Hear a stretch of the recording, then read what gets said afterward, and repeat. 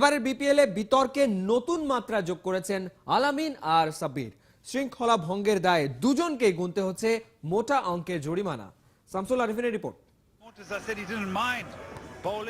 বরিশাল বুলসের টানা ৩ হারে বেজায় চোটে ছিলেন দলটির শুভেচ্ছা দূত গায়ক আসিফ আকবর। তার সন্দেহ পাতানো ম্যাচ খেলছে তার প্রিয় দলের ক্রিকেটাররা। রাগ ঝেড়েছেন ফেসবুকে। আসিফের এমন মন্তব্য মানতে পারছেন না বরিশাল ক্যাপ্টেন মুশফিকুর রহিম। এটা কিন্তু আমাদের রুটি রোজগার, তো এটার সাথে যদি কেউ বেমেনে করে আমার মনে হয় সেটার চাইতে এর চাইতে বড় কিছু হতে পারে না। আর উনি যেটা লিখেছেন আমি তো মানে খুবই কষ্ট লাগতেছে যে উনি কি ওটার মাথা ঠিক অবস্থায় লিখেছেন নাকি বেঠিক অবস্থায় সেটা আমি নিজেও জানি না। এবং আমার খুব কোশ্চেন করতে ইচ্ছা করে ওনার সামনে যে পেলে আমি অ্যাটলিস্ট এটাও জিজ্ঞেস করবো যে ভাই আপনাকে কোন সিচুয়েশন এটা মনে হয়েছে এবং কোন দেশি প্লেয়ার বা কোন বিদেশি প্লেয়ার, কারণ উনি যেখানে লিখেছেন তিনি নিশ্চিত কিন্তু প্রমাণ নাই। তো এটা what kind of language is this যে তিনি নিশ্চিত কিন্তু ওনার কাছে প্রমাণ নেই। তো এটা আসলে বলে দেয় যে উনি কোন সেন্সে ছিল এবং কোন পেপার লিখেছেন। মুশফিকের মন্তব্য শুনে রাগ করেননি আসিফ। সময় হলে নাকি ঠিকই বুঝতে পারবেন মুশফিক। ও খারাপ বলছে স্বামী বড়, ওর বয়স তো বড় আছে, হ্যাঁ, ওর মতো পাকলাম হবে না।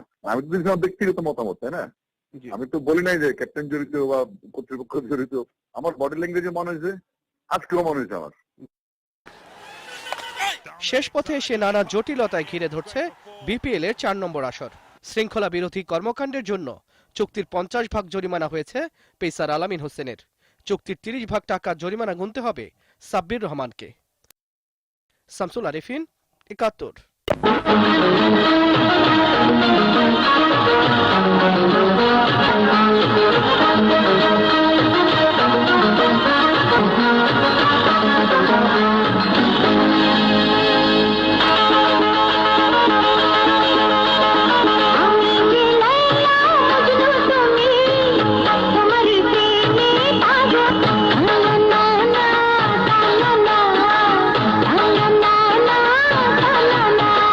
মজনু লালা তুমি তোমারই প্রেমে